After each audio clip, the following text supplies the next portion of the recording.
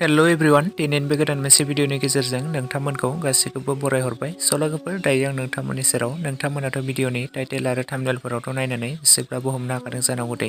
स' दिनैनि भिडिअआ मानि सोमोन्दै जागोन। सलागोफोर दायो आं नोंथांमोननि सेराव लानानै फैदों गोदानै मोनसे बैसागु अफिसियेल मिउजिक भिडिअनि सायाव आपडेट लानानै।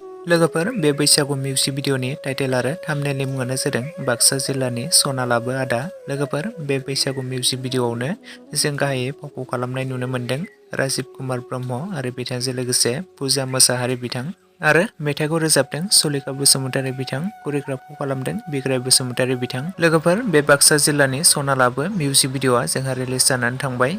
जेखाय फिल्म प्रडाक्शन ससाइटि चेनेलाव रिलिज जानानै थांबाय। लोगोफोर नोंथांमोना जुदि दासिमाव सोरबाफोर नायालासिनो थादोंब्ला बयबो नायहैब्लानो जाबाय लोगोफोर आरो बयबो नायनानै सापर्ट खालामहैब्लानो जाबाय लोगोफोर।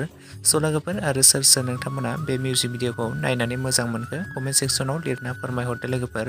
आरो सोर सोर नोंथांमोना बिथां राजिब कुमार ब्रह्म आरो पुजा मोसाहारी बिथांमोननि मिउजिक भिडिअ नायनानै मोजां मोनो बेखौबो कमेन्ट सेक्सनाव लिरना फोरमायहरोब्लानो जाबाय लोगोफोर।